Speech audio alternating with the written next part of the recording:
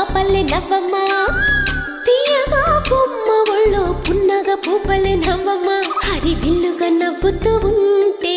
ఎండలో వెన్నెల కాయదా చిరు చల్లుగా నవ్వుతూ ఉంటే కొండైన బాగల్లే పొంగదా నూను మెత్తగా నవ్వుతూ ఉంటే ముల్లైన పువ్వలే తాకదా తొలి పొద్దుగా నవ్వుతూ ఉంటే రాయైన రత్నంగా మారదా హాయిగా అమ్మ ఒళ్ళో చిన్నారి పాపల్లె నవ్వమ్మ తీయగా కొమ్మ ఒళ్ళో పున్నగ పువ్వలే నవ్వమ్మ